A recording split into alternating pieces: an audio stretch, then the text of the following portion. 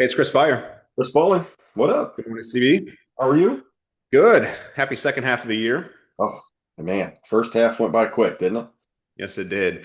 I know we're spending a lot of time meeting with clients, preparing for renewal, pre-renewal meetings. And today I wanted to talk about what we're seeing our best employers do from a culture standpoint. I Yeah, know we've talked about some of the ways that HR is able to offload some of their responsibilities last week, but we're seeing some really cool things that are outside of traditional benefits to build a culture and keep employees engaged.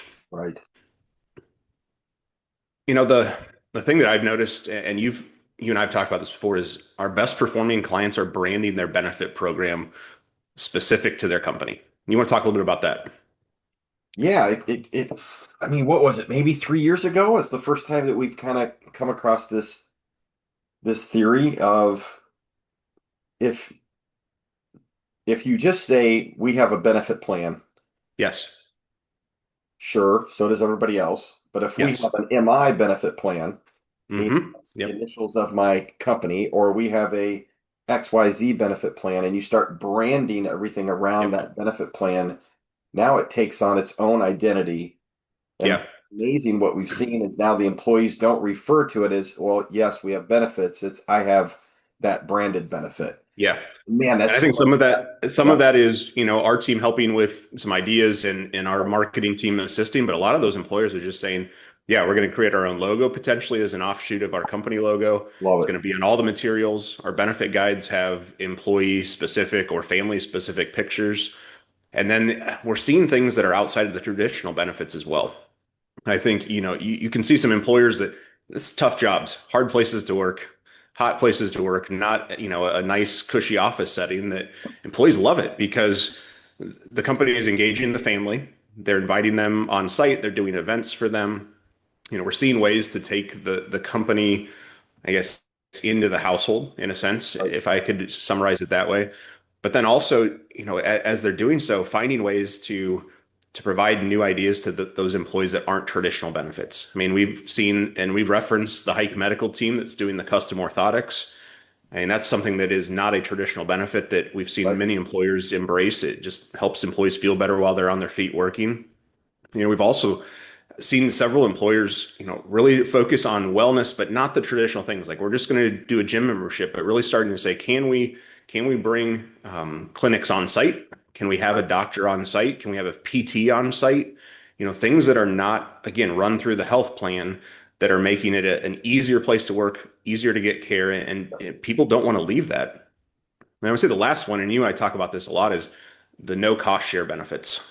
I think that's an area that our top cultures have embraced providing free healthcare in some fashion. You want to talk a bit about that on the prescription side?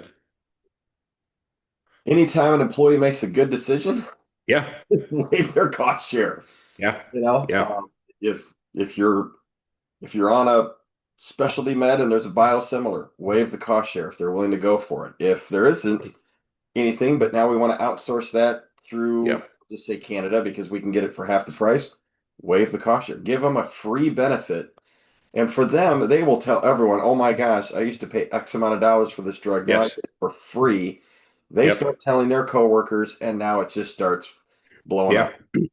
And traditionally, we'd only seen that with healthcare provider plans, where they said if you come to our provider, if you seek care at your employer because we're a health clinic or we're a hospital, we'll waive your cost share.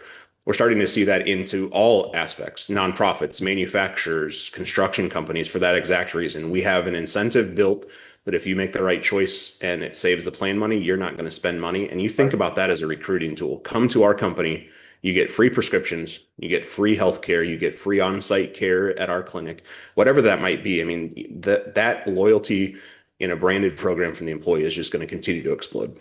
And the whole benefit is you will reduce the cost of your benefits. Yeah, absolutely. So Absolutely. you're getting a win-win. Your employees see it as, oh my gosh, I've never had benefits like this before. And as Yep. an employer, you're putting all these things in because A, yes, it's a benefit to your employee, but B, you will reduce your budget. I Yep. guarantee it. Absolutely. Absolutely. And this is the time of year to start talking through those, the ideas. Here's what we're seeing from other employers. What if you did this? would this fit for your culture? And again, starting that conversation well before renewal of how do we brand our benefits and make it something special for our employees and their families. Yeah. Get rolling. We're gonna blink and then you're in renewal and then you It's can't renewal. think about all Then we this. can't do it. Yeah. Then it's all transactional. Right. So, Now it's reaction. Yeah. Love it. cool. Thanks for Thanks, sharing. TB. All right, Good to see you. yeah, bye.